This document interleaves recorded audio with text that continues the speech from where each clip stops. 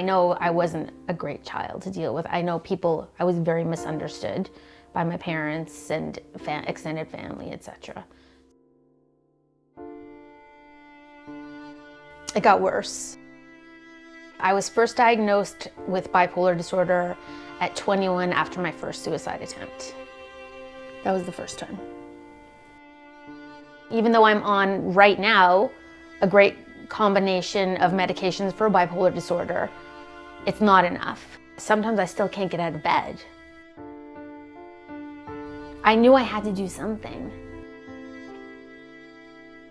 So I looked everywhere for something I could do by myself in my own home that would allow me to get the movement that I need to, bring myself up a little bit.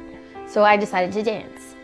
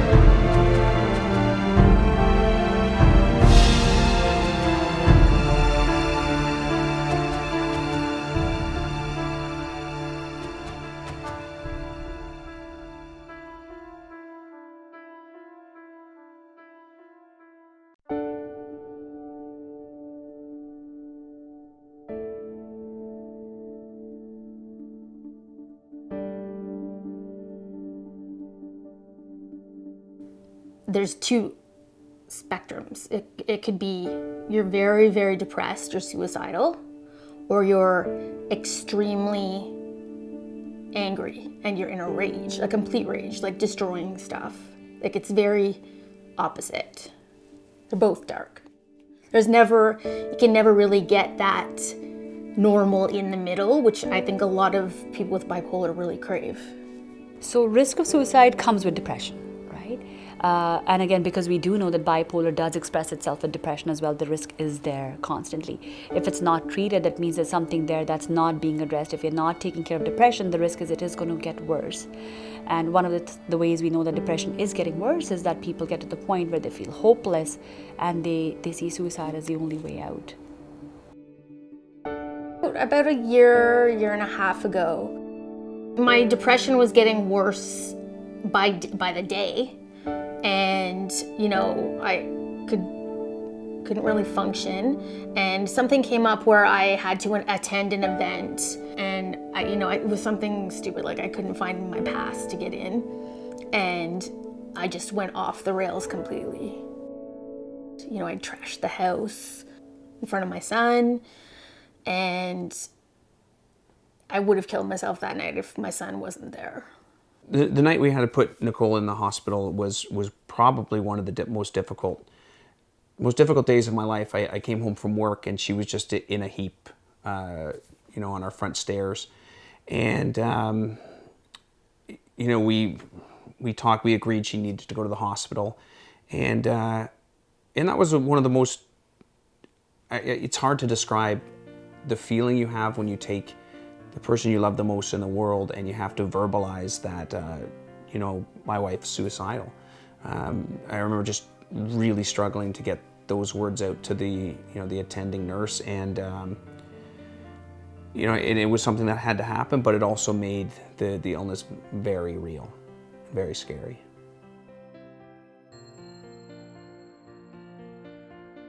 So bipolar disorder, because the problem is with your moods, right? It's your moods that are fluctuating. They're going up and down. So the main treatment is a mood stabilizer, something that'll prevent the highs and lows, something that'll make sure that your mood is stable.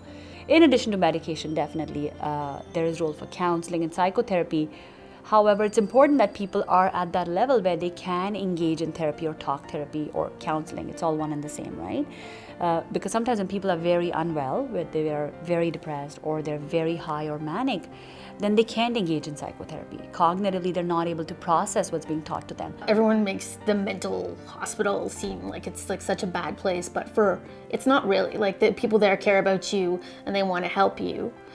So they had to switch my medication, which was why they keep you in the hospital, because they need to monitor you. And I had gone through probably between 10 to 15 different medications, and they finally found a combination that started to work a little bit. The side effects are not good. The side effects are lack of concentration, which means my memory goes. I can't remember conversations I've had, like yesterday. There's weight gain, which the psychiatrist warned me about. So I knew I had to do something active because I didn't like the way I felt. I didn't like the way I looked. So I tried walking every day. I tried weightlifting. I tried getting back into martial arts. None of it stuck for very long. The challenge with exercise, especially with mental illness, is that many of the symptoms around mental illness are some of the symptoms that would stop you from wanting to engage in exercise. So no motivation, anhedonia, the fears, the lack of, any wanting to be around other people, any of those symptoms, and the symptoms go on, but all of those preclude sort of being able to engage in an exercise program or even an exercise, as an individual. I felt that fitness was really important because I previously identified as being a fit, healthy person. Maybe not in my mind, but my body. And that was kind of taken from me a little bit with the medication and the disease.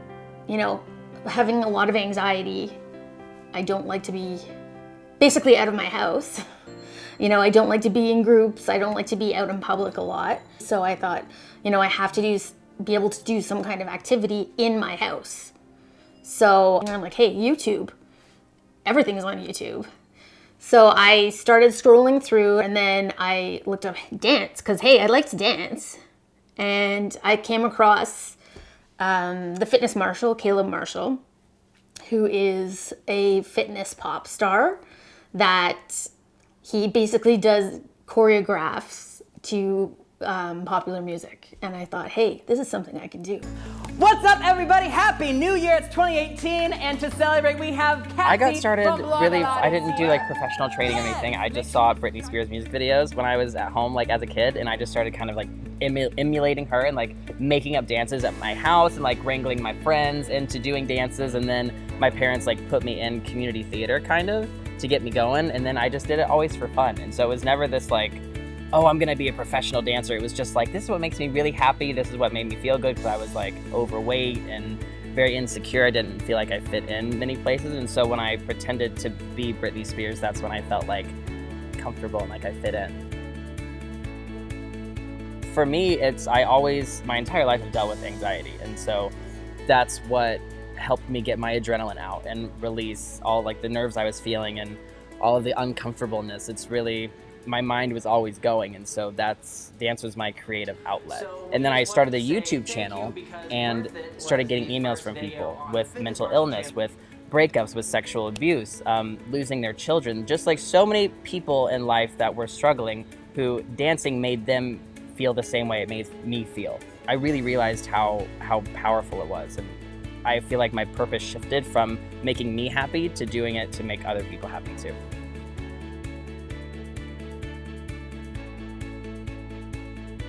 I dance in my room by myself with the door locked so no one can see me. I know that doing the dancing makes me feel better. It's just sometimes really hard to motivate myself to actually do it, but I try to do it as much as I can. I think Caleb probably doesn't realize it. He strikes me as being a very humble person, so I don't think he probably understands the effect he's having on people like me. So would you like to meet him? I would love to meet Caleb Marshall. He's awesome. He's enthusiastic. He's fun. Everything that he does is fun. It looks fun anyways. I think it would be awesome. Even if that meant going in a group of people? I hate going into groups of people. But I would do it Where are we going, Nicole? if I could meet Caleb.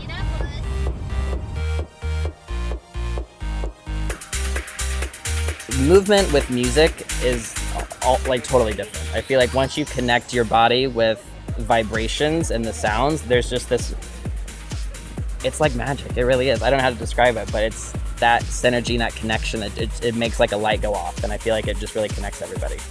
I think once you let go of kind of your ego and realize it's not about looking the best, it's not about dancing the best, it's just about moving or feeling something. It's about allowing yourself to move your body and to just feel. And that's such like a general thing, but I think sometimes we're so scared to just put ourselves out there and just try. Or even by ourselves, sometimes like people will be uncomfortable to move their body or dance because they think, that's for other people. That's for people who look a certain way or are dressed a certain way or have a certain talent. And that's not what it's about. This is something for every single person. I remember my grandma's never danced a day in her life, and she gets out there every single time I do a show and she dances and she just has fun and lets it go. And I think everyone has the ability to just be happy and live in the moment. I think that's what this allows people to do, is just live in the moment, forget everything else, and just smile and move.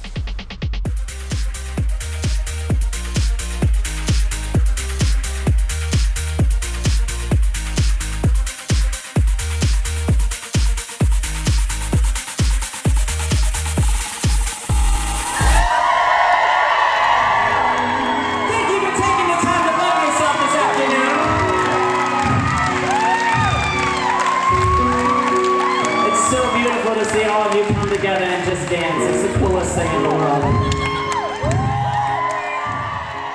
So even though I was out of my comfort zone, I had so much anxiety, leading up to the event, I really loved it. For an hour, I wasn't thinking about my disease. I wasn't anxious. I was just living in the moment. I felt normal, and it was awesome. Hi. Hi, so nice to meet you. When I heard Nicole's story, I had no idea that it had anything to do with me. So I was just watching it and very captivated by it. And then when I saw that she was dancing to one of my videos, I just started crying. Because it was just like this, it's just you, not many people get to do that and get to help someone in that way or see someone else be so happy doing something that you created. So just to know that I could have some part in that story and making her happy, that was the best feeling. It's all I could ever want. With treatments, with supports, with resources, we do think we can make a difference, and we have evidence. Like you said, Nicole, she's doing well, right? There'll be good days and there'll be bad days, but that's even with people who don't have mental illness, right? So yeah, it makes me feel hopeful. Dance has the ability to connect. Dance has the ability to heal. Dance has the ability to inspire. It is for you, and you are worth it, and you are able to do it. It's not for somebody else, this is for you. And I think that's the biggest hurdle, is because we always separate ourselves and go, it's for that person, not for me. So I think I just want to say, this is for you. I'm doing this for you. You're allowed to participate. I can't remember the first day that Nicole started dancing, but I do remember days after that, and just seeing her, come out of her room after an hour of dancing, face flushed, smiling, was such a gift. And and God bless YouTube and Caleb Marshall, man. I don't think they realize the impact they've had on my wife's life and on our family. I know there's still going to be a lot of tough days ahead for me, lots of ups and downs. For me, it's not about competing or winning medals. Dancing just gives me something to look forward to, and ultimately, it gives me one more day, and that's enough.